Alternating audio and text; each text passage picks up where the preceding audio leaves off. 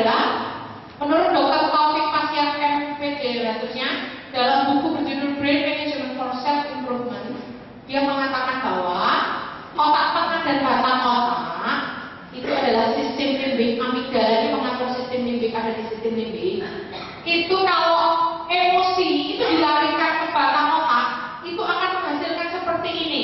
Kita baca sama-sama, 1, 2, 3. Tidak berpikir panjang dan tidak berpikir jernih, reaktif, emosi negatif, pembajakan emosi. Jadi amigdala ini tadi bisa 2 jalur. Kalau dilarikan ke batang otak, dia akan menghasilkan emosi negatif. Tapi kalau dilarikan ke otak berpikir, dia akan menghasilkan emosi positif. Hal ini dicapai dalam keadaan setengah sadar atau gelombang alfa atau area netral. Ini loh saudara, yang namanya amigdala. Ini loh amigdala. Ini bisa dilarikan ke sini atau dilarikan ke sini. Ini ya saudara, amigdala kalau dilarikan ke brainstem atau batang otak emotional response. Gambar ini saya dapat dari internet, saya nggak tahu sendiri saudara. Ini akan ada ilmunya. Nah, amigdala itu harus mengubah jalur syaraf. Katakan, mengubah jalur saraf. 1, 2, 3. Mengubah jalur saraf.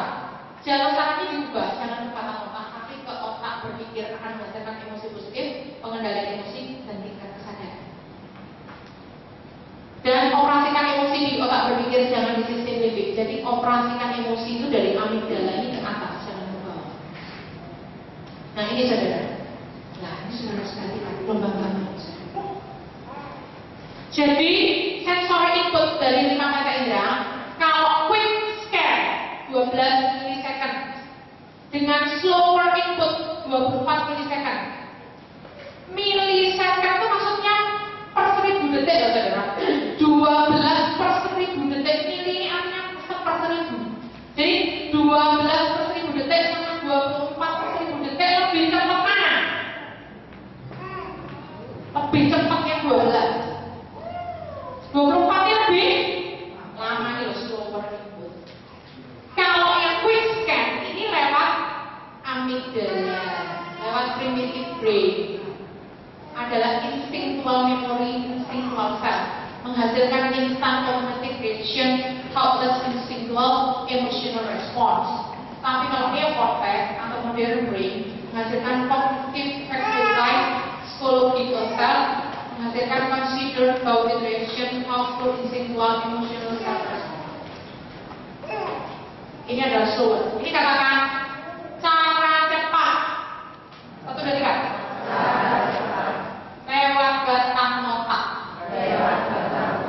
12 milisekund. Cara lambat. Lewat otak berpikir. 24 milisekund.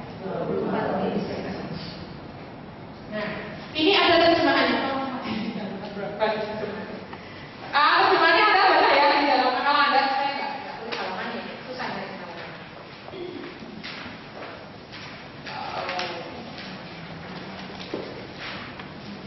Nah, nanti ada terjemahan ya, ada terjemahannya semua ya. Oke. Jadi ini gambar saya, ada perhatikan sini sekarang. Jadi emosi itu jalan tol itu 12 milisecond lewat sistem limbik batang otak. Hasilnya emosi minus. Kalau jalur lambat lewat otak tengah, otak berpikir, emosi plus. Gelombang apa? Berarti gelombang netral. Bisa emosi positif, bisa emosi negatif. Emosi negatif cara dunia, emosi positif cara akhirat.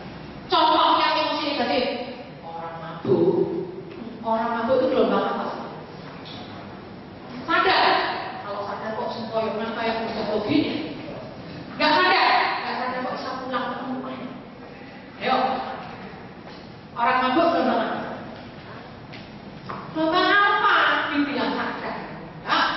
Dibilang sadar, area netral. Makanya orang mabuk itu bahaya sekali. Jangan ketemu wanita, dia bisa berkosa tuh. Dia mau bunuh orang, berkelahi mau bunuh aja. Nanti waktu dia ditangkap polisi sudah hilang mabuknya. Maaf Pak polisi, waktu itu saya nggak sadar, saya kan sudah mabuk. Ya kan? Nah, contoh yang emosi positif.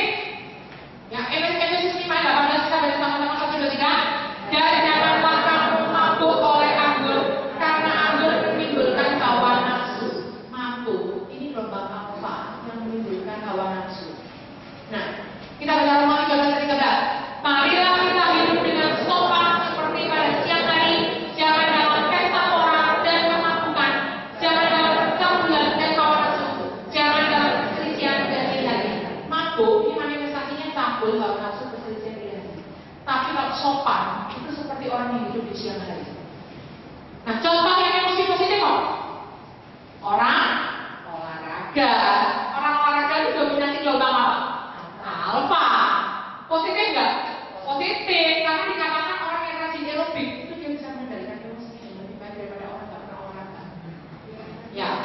Bener ya? Terus Pak Erwin di sini ya. Oke. Itu penemuan loh, bukan kata saya.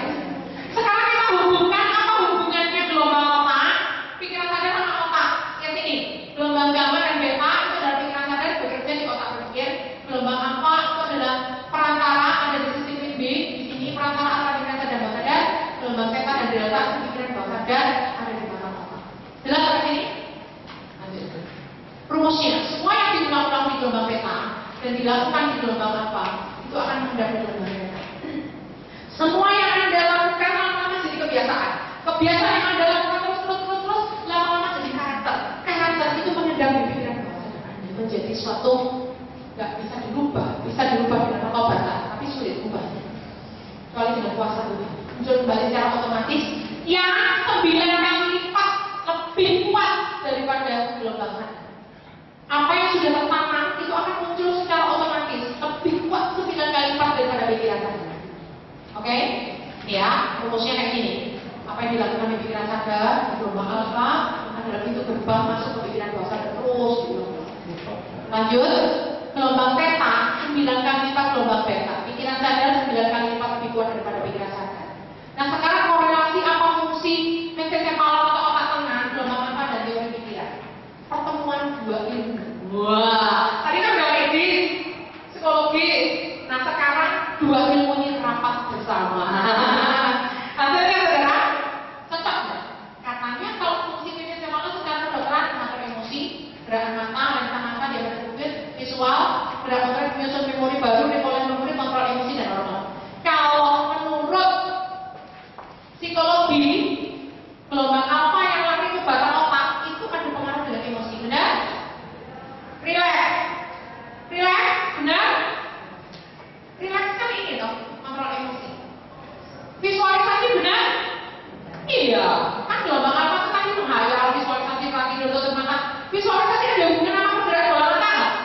Iya, perhatian ada hubungan dengan lensa mata di area kubit nggak? Berarti ngantuk ini. Ya kan? Nah ini gelombang alfa. Ini ada hubungan nggak memori jangka panjang? Kan ini menyimpan memori jangka panjang. Ada hubungan nggak di oleh memori? Iya. Dua ilmu ini dicampur, cocok. Jadi kalau dicampurnya hubungannya dengan bagi kanan kiri malah nggak ada hubungan, nggak nyambung. Perubahan paradigma cara belajar dengan adanya promosi otak ini adalah kalau zaman dulu orang belajar hanya di gelombang gamma dan beta, berpikir serius, bikin PR, belajar, ulangan, nggak ada satupun permainan di sekolah, nggak bisa masuk pikiran bahasa lama.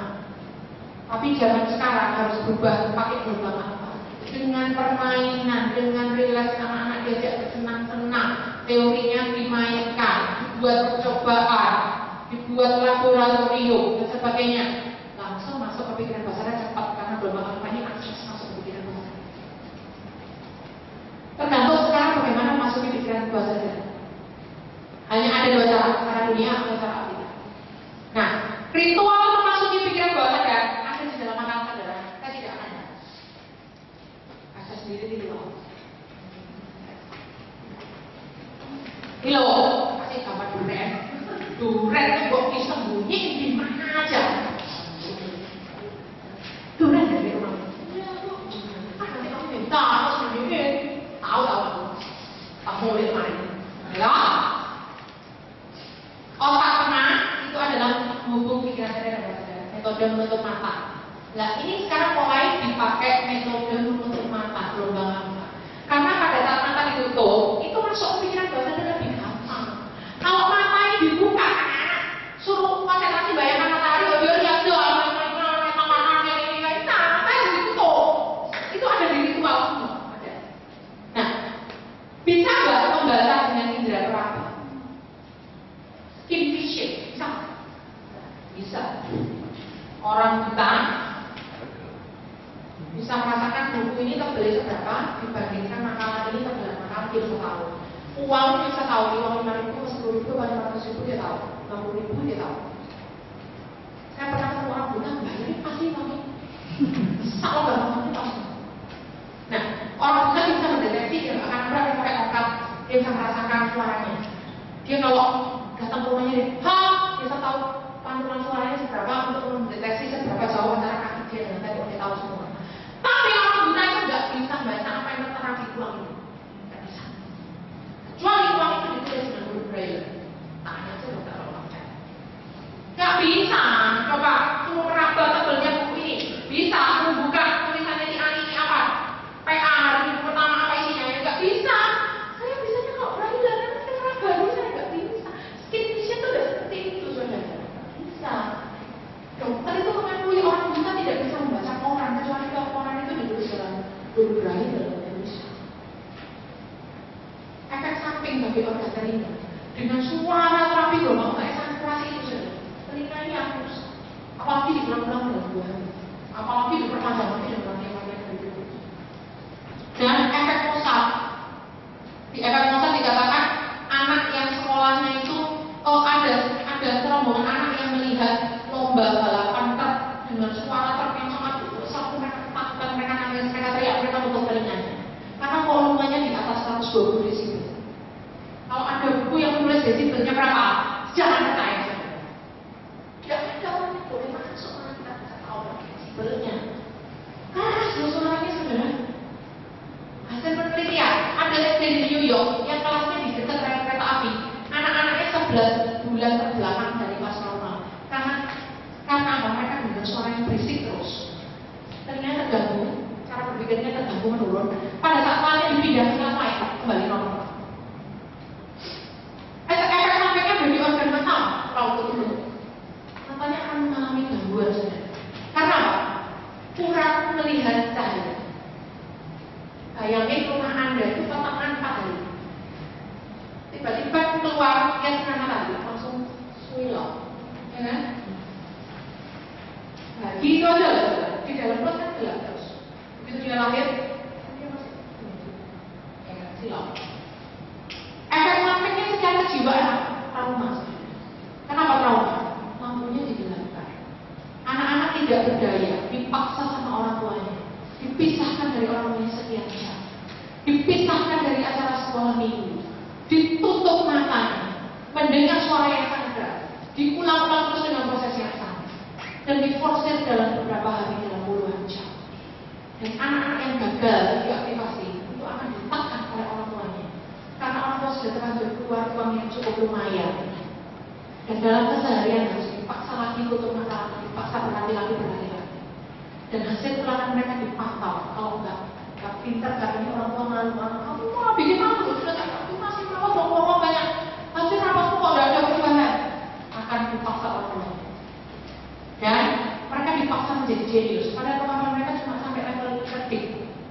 Mereka tertekan dengan kebanggaan yang semudah, mereka akan malas belajar. Saudara jangan menghakimi ini dulu, nanti akan dijelaskan semua dan ini memang betul. Dan terima kasih Tuhan atas sesi ini. Tuhan, kalau kami bisa melewati sesi ini adalah kasih anugerah-Mu. Oleh karena itu kami serahkan ke dalam tangan-Mu.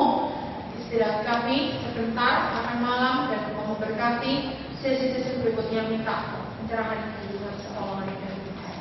Dan kami percaya apa yang sudah pelajari tidak akan sia-sia. Tuhan memberkati.